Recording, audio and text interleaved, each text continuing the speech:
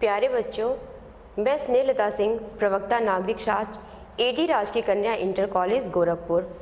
बच्चों, हम लोग कक्षा 12 में नागरिक शास्त्र विषय का अध्ययन कर रहे हैं, जिसके अंतर्गत हम नागरिक शास्त्र की प्रथम पुस्तक समकालीन विश्व राजनीति का चतुर्थ अध्याय सत्ता के वैकल्पिक केंद्र के भाग 2 का अध्ययन करेंगे। बच्चों, हमने इस अध्याय के प्रथम भाग में अमेरिका के वर्चस्व को चुनौती देने वाले सत्ता के 2 केंद्रों यूरोपीय संघ और आसियान का अध्ययन किया था। आज हम इस अध्याय के द्वितीय भाग में अमेरिकी वर्चस्व को चुनौती देने वाले सत्ता के उस वैकल्पिक केंद्र का अध्ययन करेंगे जो एशिया महाद्वीप में स्थित है, जो विश्व की सबसे ज़्यादा पॉपुलेशन वाला देश है, जो एशिया महाद्वीप का सुरक्षा परिषद में एकमात्र अस्थायी सदस्यता रखने वाला देश है और जो हमारा निकटतम पड़ोसी है। जी बच्चों, आपने बिल्कुल सही पहचाना। आज हम चीन का अध्ययन करेंगे और यह जानेंगे कि किस प्रकार चीन अमेरिका के वर्चस्व को चुनौती पेश कर सकता है। तो आइए पाठ को आरंभ करने से पूर्व हम पाठ के जो मुख्य बिंदु हैं उन पे चर्चा कर लेते हैं। बच्चों, सबसे पहले हम चीनी अर्थव्यवस्था का उत्थान, इसके बारे में अध्ययन करेंगे। उसके पश्चात हम 1950 के दशक में चीन का विकास कैसे हुआ, इसके बारे में जानकारी प्राप्त करेंगे। 1970 के दशक में चीन ने अपनी आर्थिक नीतियों में बदलाव किया था। यह बदलाव चीन ने क्यों किया था, इसको हम जानेंगे और इस बदलाव से चीन की अर्थव्यवस्था में क्या क्या प्रगति हुई, ये भी हम जानेंगे। चीन एक उभरती हुई आर्थिक शक्ति कैसे बना, इसका अध्ययन करेंगे। भारत के संबंधों को चीन के साथ हम देखेंगे और जापान और दक्षिण कोरिया पर भी एक चर्चा करेंगे और यह जानने का प्रयास करेंगे कि क्या यह दोनों देश भी किसी प्रकार अमेरिका के वर्चस्व को चुनौती पेश कर सकते हैं, और उसके पश्चात हम अभ्यास कार्य को देखेंगे। तो आइए पाठ को हम आरंभ करते हैं। चीनी अर्थव्यवस्था का उत्थान। बच्चों, चीन उत्तर पूर्वी एशिया में स्थित एक बड़ा देश है।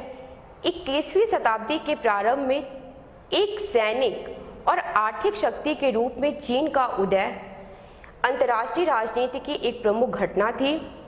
1978 के बाद से चीन की अर्थव्यवस्था की सफलता उसके महाशक्ति बनने की तरफ अग्रसर है।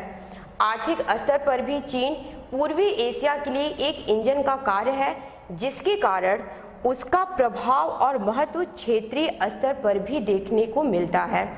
इन सब के अतिरिक्त चीन की बड़ी पॉपुलेशन, उसकी क्षेत्रीय स्थिति, उसका बड़ा भूभाग और उसका राजनीतिक प्रभाव, ये सारी चीज़ें एक साथ मिलकर के चीन के प्रभाव को और भी ज़्यादा बढ़ा देते हैं। आर्थिक सुधारों को शुरुआत करने के बाद चीन सबसे ज़्यादा तेजी से आर्थिक विकास कर रहा है। 1950 के दशक में चीन का विकास। बच्चों, चीन ने अर्थव्यवस्था में जो यह विकास प्राप्त किया है वह एक लंबे कालक्रम के अनुरूप किया है, अर्थात उसे प्राप्त करने में चीन को एक लंबा समय लगा है। द्वितीय विश्व युद्ध के बाद चीन की अर्थव्यवस्था पूरी तरीके से जर्जर हो चुकी थी। चीन को गरीबी, बेरोजगारी, असमानता और शोषण की समस्या से भी ग्रसित होना पड़ा था और इन समस्याओं के साथ भी चीन जूझ रहा था। इन सब के अतिरिक्त जब चीन ने अपने देश से विदेशी ताकतों को बाहर निकाल दिया तो उसके देश में गृह युद्ध छिड़ गया। चियांग काई शेक के नेतृत्व में राष्ट्रवादी पार्टी और माओ से तुंग के नेतृत्व में साम्यवादी पार्टियों के मध्य में गृह युद्ध छिड़ गया, जिसमें माओ से तुंग की विजय हुई और माओ से तुंग ने 1949 में चीनी जनवादी गणराज्य की स्थापना की। उसके बाद से चीन ने अपने अर्थव्यवस्था में सुधार किया और सबसे पहले चीन ने सोवियत संघ का मॉडल अपनाया और पूंजीवाद से दूरी बनाई। बच्चों, आपको पहले के पाठ में यह बताया गया होगा कि उस समय विश्व में विकास के 2 मॉडल थे, साम्यवादी मॉडल और पूंजीवादी मॉडल। चीन ने विकास के जिस मॉडल को अपनाया, जैसे आप यहाँ पे देख रहे हैं, सोवियत संघ के मॉडल, और सोवियत संघ का मॉडल था साम्यवादी मॉडल। लेकिन यहाँ भी चीन के सामने एक समस्या उपस्थित हो गई। चीन के पास संसाधन की कमी थी और अपने सीमित संसाधनों से ही चीन को अपनी अर्थव्यवस्था का विकास करना था। इतना अवश्य था कि सोवियत संघ की सलाह और सोवियत संघ की मदद चीन को कुछ समय के लिए प्राप्त हुई। खेती से पूंजी निकालकर उद्योगों में लगाया। चीन ने विकास का जो मॉडल अपनाया, उसे खेती से जो पूंजी प्राप्त होती थी, उसी पूंजी को वह उद्योग धंधों में लगाते थे। इनके पास विदेशी मुद्रा का अभाव था, जिसके कारण वह विदेशों से सामान और तकनीक को नहीं मंगा पाते थे। इस समस्या के समाधान के लिए उन्होंने आयातित वस्तुओं को घरेलू स्तर पे ही बनाना शुरू कर दिया और इन सब का लाभ भी बच्चों चीन को तत्काल ही मिला। रोजगार के साधन उपलब्ध हुए, वहाँ की जनता को शिक्षा, स्वास्थ्य, सामाजिक कल्याण योजनाओं का लाभ प्राप्त हुआ और इन सारी सुविधाओं को मुहैया कराने में चीन विकसित देशों से भी आगे निकल गया। इसके साथ ही साथ बच्चों अर्थव्यवस्था 5 से 6% की दर से भी बढ़ी, अर्थात चीन की अर्थव्यवस्था अच्छी गति में विकास करना शुरू कर दी।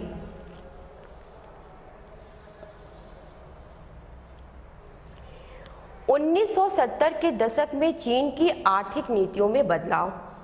आपके मन में एक स्वभावतः यह प्रश्न होगा कि यदि चीन की अर्थव्यवस्था 5 से 6% की दर से बढ़ रही थी, तो चीन को अपनी आर्थिक नीतियों में बदलाव करने की क्या आवश्यकता हुई।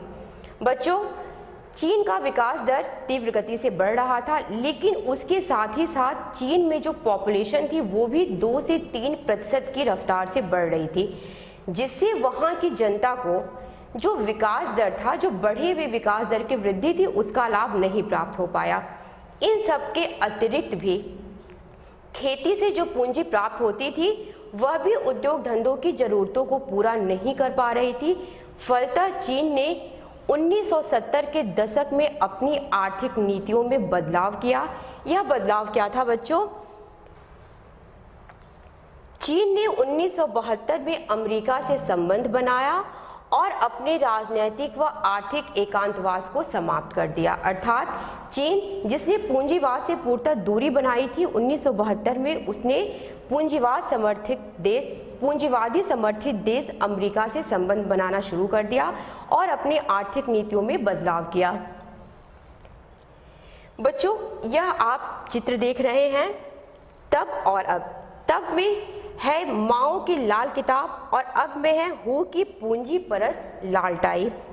इसी प्रकार बच्चों, आप ये साइकिल देख रहे हैं, यहाँ पे लिखा हुआ है कि अध्याय की शुरुआत में दिए गए चित्र की भांति उपयुक्त कार्टूनों में से पहला चीन के रुख में बदलाव को इंगित करता है। अर्थात चीन ने अपनी अर्थव्यवस्था में जो परिवर्तन किया, जो बदलाव लाया, उसको इंगित कर रहा है। साइकिल का प्रतीक के रूप में इस्तेमाल किया गया है और विश्व में सबसे ज़्यादा साइकिलें चीन में इस्तेमाल की जाती है। यहाँ पे 2 प्रतीक देख रहे होंगे बच्चों, ये साम्यवाद का प्रतीक है और यह पूंजीवाद का प्रतीक है। आपको पता है कि चीन एक साम्यवादी देश है और जब उसने अपनी अर्थव्यवस्था को सुधारने की दिशा में प्रयास किया था, तो पहले उसने साम्यवादी मॉडल से विकास किया था, लेकिन बाद में वह पूंजीवादी मॉडल पे आ जाता है। इसी प्रकार बच्चों, आप यहाँ जो तस्वीर देख रहे हैं, यह चीन का पहले का था, जहाँ पे चीन ने साम्यवादी तरीकों से अपनी अर्थव्यवस्था को आगे बढ़ाया। बाद में उसने अपनी अर्थव्यवस्था को परिवर्तित कर दिया। इसी को चीन की आर्थिक नीतियों में बदलाव के रूप में जाना जाता है। जब चीन ने अपनी आर्थिक नीतियों में बदलाव किया बच्चों, तो चीन का तीव्र गति से विकास हुआ।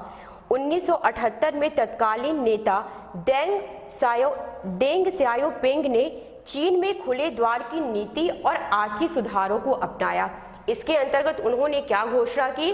विदेशी पूंजी और तकनीक को चीन में आमंत्रित किया गया, विदेशी व्यापार को चीन में आमंत्रित किया गया और सबसे बड़ा बदलाव जो इस घोषणा के अंतर्गत हुआ बच्चों, वह था कि वहाँ की जनता को निजी संपत्ति का अधिकार दिया गया।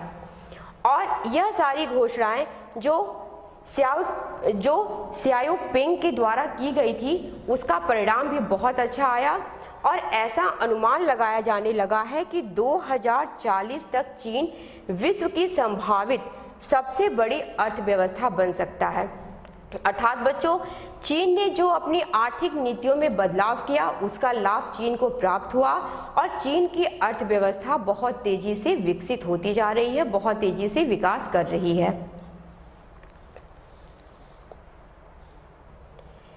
चीन उभरती आर्थिक शक्ति। बच्चों, 1982 में खेती का और 1998 में उद्योगों का निजीकरण किया गया, अर्थात चीन ने कृषि और उद्योग दोनों का निजीकरण किया।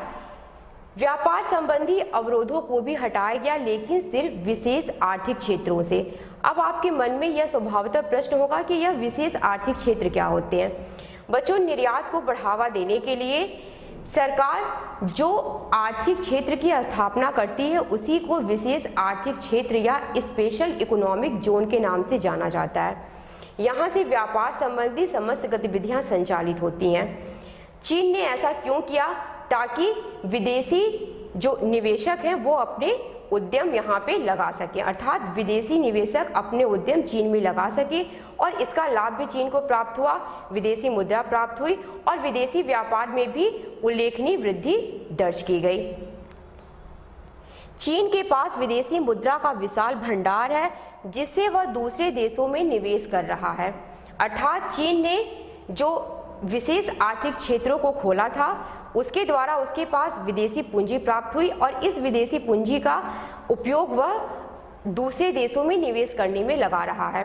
लेकिन बच्चों, ऐसा नहीं है कि जो चीनी अर्थव्यवस्था का लाभ चीन में रहने वाले समस्त लोगों को प्राप्त हुआ हो। चीन में कुछ समस्याओं ने भी जन्म लिया, जैसे चीन में बेरोजगारी की दर बढ़ गई, महिलाओं को विशेष तौर पे काम करने के अवसर कम प्राप्त हुए हैं और महिलाओं की स्थिति चीन में आज भी उतनी ही खराब है जितनी कभी 18वीं और 19वीं शताब्दी में यूरोप की महिलाओं की हुआ करती थी।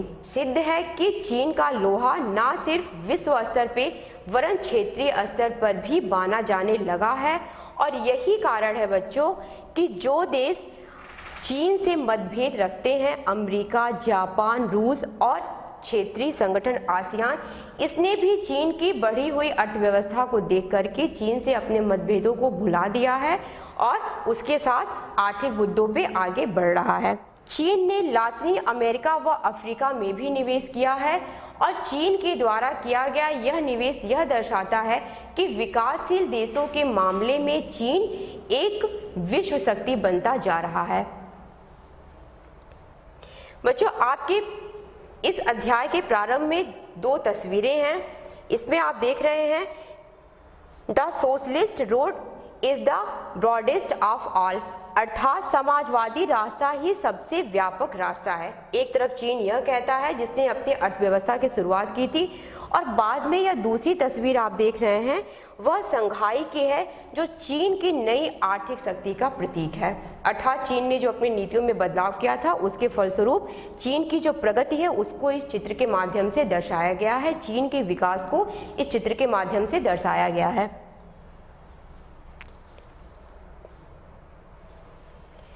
चीन के साथ भारत के संबंध।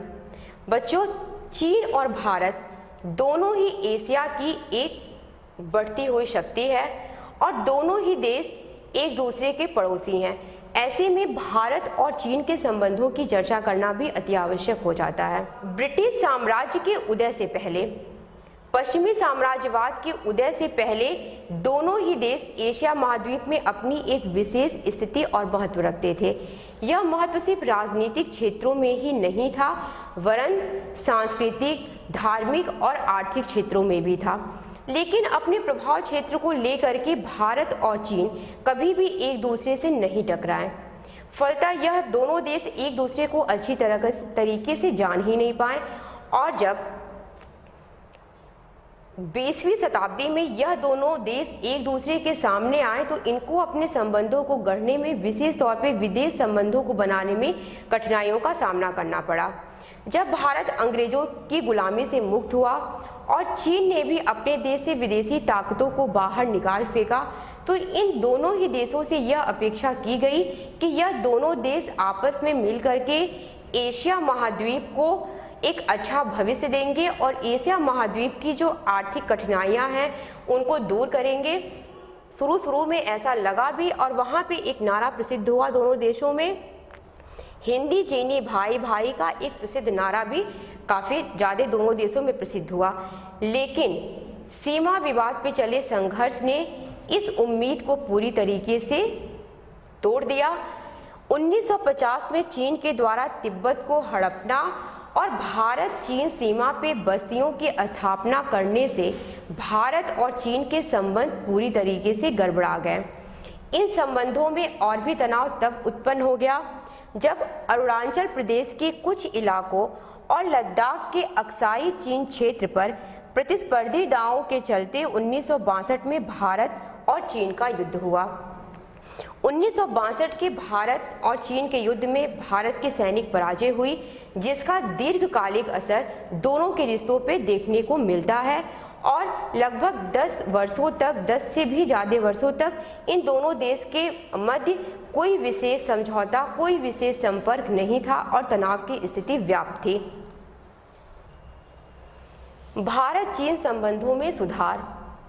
1970 के दशक में चीन में राजनीतिक नेतृत्व में परिवर्तन होता है और चीन अपने वैचारिक मुद्दों की जगह पे व्यवहारिक मुद्दों पे आता है। इसके क्रम में दोनों ही देश अपने संबंधों को सुधारने के लिए प्रयास करते हैं। इस क्रम में 1981 में सीमा विवादों को दूर करने के लिए वार्ताओं की श्रृंखला आरंभ हुई, अर्थात दोनों देशों ने यह माना कि जब तक वार्ताएं आरंभ नहीं होंगी सीमा विवाद का मुद्दा सुलझ नहीं पाएगा। 1988 में राजीव गांधी द्वारा चीन का दौरा किया गया और इसमें टकराव के मुद्दों को दूर रखते हुए इस बात पे आम सहमति बनी कि सीमा विवाद की यथास्थिति रखते हुए हमें आगे अपने संबंधों को बढ़ाना चाहिए और अन्य क्षेत्रों में भी अपने संबंधों को नया आयाम देना चाहिए। शीत युद्ध के बाद इन दोनों देशों के संबंधों में महत्वपूर्ण बदलाव आते हैं। दोनों ही देश अपने आप को एशिया की एक उभरती हुई शक्ति मानते हैं और दोनों ही देश यह चाहते हैं कि एशिया महाद्वीप में इनका दबदबा कायम रहे। दोनों देश विभेद वाले मुद्दों को बातचीत से सुलझाने को तैयार हैं। विभेद वाले मुद्दों का तात्पर्य ऐसे मुद्दे जिनके चलते दोनों देशों के मध्य आपसी तनाव उत्पन्न हो सकते हैं। विभेद वाला एक मुद्दा सीमा विवाद हो गया और दूसरा मुद्दा विदेशों से ऊर्जा सौदा हासिल करना। ये दो ऐसे मुद्दे हैं जहां पे इन दोनों देशों के मध्य टकराव की स्थिति उत्पन्न हो सकती है, लेकिन दोनों देशों ने इन मुद्दों को दूर रखते हुए आगे अपने संबंधों को बढ़ाया है। 2014 में भारत के प्रधानमंत्री नरेंद्र मोदी बने और उन्होंने चीन से अपने संबंधों को सुधारने के लिए चीन का दौरा आरंभ किया। 18 से ज़्यादा बार दोनों देशों के मध्य वार्ताएं प्रारंभ हुई और इन वार्ताओं में इस निष्कर्ष पे पहुंचा गया कि सीमा विवाद के मुद्दों को दूर रखते हुए अन्य मुद्दों पे, विशेष तौर पे आर्थिक मुद्दों पे दोनों देशों को साथ में आना चाहिए। दोनों देश के संबंध सुधर रहे थे, लेकिन सीमा विवाद को लेकर के पुनः इन दोनों देशों के मध्य तनाव व्याप्त हो गया जब भारत और चीन की सीमा पे गलवान घाटी में दोनों देशों के सैनिकों में हिंसक झड़पें हो गई। दोनों देशों के अपने अपने तर्क हैं। चीन का यह तर्क है कि लद्दाख पे जो सड़क निर्माण भारत कर रहा है वह अवैध है और भारत का यह तर्क है कि चीन हमारी सीमा में अवैध रूप से घुस रहा है। बच्चों, ये समस्या बहुत ही व्यापक है और भारत और चीन आज की डेट में भी इस विवाद को लेकर के उनके संबंध पहले की अपेक्षा थोड़े बिगड़े हुए हैं, लेकिन आशा की जाती है कि संबंध सुधरेंगे, क्योंकि इस तनाव के बाद भी दोनों देशों ने जो वार्ताओं की श्रृंखला है उसको तोड़ा नहीं है, वरन वह इस मतभेद के दौर में भी आपसी मतभेदों को बातचीत के जरिए सुलझाने का प्रयास कर रहे हैं।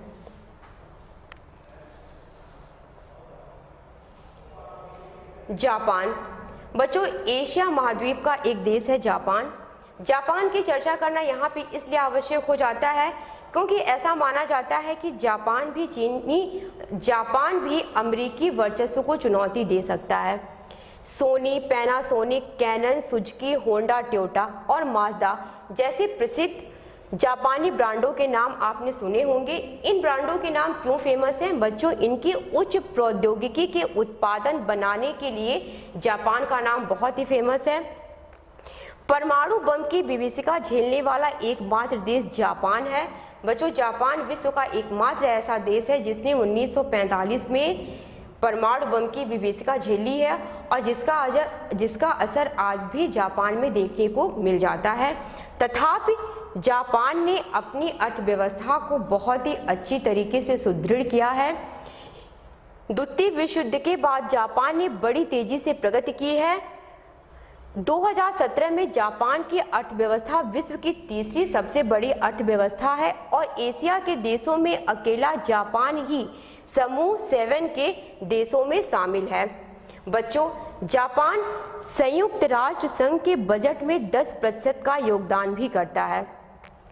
ये सारी चीज़ों से यह स्पष्ट होता है कि जापान अमेरिकी वर्चस्व को चुनौती पेश कर सकता है। इसी प्रकार बच्चों, कोरियाई प्रायद्वीप का एक देश है दक्षिण कोरिया। कोरियाई प्रायद्वीप को द्वितीय विश्व युद्ध के अंत में दक्षिण कोरिया और उत्तरी कोरिया दो भागों में विभक्त कर दिया गया। दक्षिण कोरिया एशिया में सत्ता के केंद्र के रूप में उभरा है और 1960 के दशक से 1980 के दशक के बीच इसका आर्थिक शक्ति के रूप में तेजी से विकास हुआ है, जिसे हान नदी पे चमत्कार कहा जाता है, जैसा आप इस चित्र के माध्यम से देख सकते हैं। अपने सर्वांगीण विकास को संकेतित करते हुए दक्षिण कोरिया 1996 में OECD का सदस्य बन गया। मानव विकास रिपोर्ट 2016 के अनुसार दक्षिण कोरिया का HDI रैंक 18 है। इसके उच्च मानव विकास के लिए जिम्मेदार प्रमुख कारकों में सफल भूमि सुधार, ग्रामीण विकास, व्यापक मानव संसाधन विकास, तीव्र न्यायसंगत आर्थिक वृद्धि शामिल है। सैमसंग, LG और हुंडई जैसे दक्षिण कोरियाई ब्रांड भारत में फेमस हैं और दक्षिण कोरिया जो बच्चों आर्थिकी के साथ साथ सैनिक शक्ति में भी एक विकल्प अमेरिका को चुनौती पेश कर सकता है। अभ्यास कार्य बच्चों, आपके नागरिक शास्त्र में 5 प्रकार के प्रश्न पूछे जाते हैं, जिसमें 2 प्रकार के प्रश्न हमने भाग 1 में आपको दिया था। ये 3 प्रकार के प्रश्न हैं। आसियान का मुख्य उद्देश्य क्या था? दूसरा प्रश्न है चीन के उदय ने विश्व अर्थव्यवस्था को कैसे प्रभावित किया? और तीसरा प्रश्न है भारत तथा चीन के समकालीन संबंधों का मूल्यांकन कीजिए। इन प्रश्नों को आप अपनी उत्तर पुस्तिकाओं में लिख लीजिएगा। बच्चों, तो आपने इस अध्याय में देखा कि अमेरिकी वर्चस्व को चुनौती पेश करने वाले सत्ता के कौन कौन से केंद्र हो सकते हैं और किस तरह यह अमेरिकी वर्चस्व को चुनौती पेश कर सकते हैं। बच्चों, मैं आशा करती हूँ आपको पाठ समझ में आया होगा और आप इस पाठ से लाभान्वित भी हुए होंगे। धन्यवाद।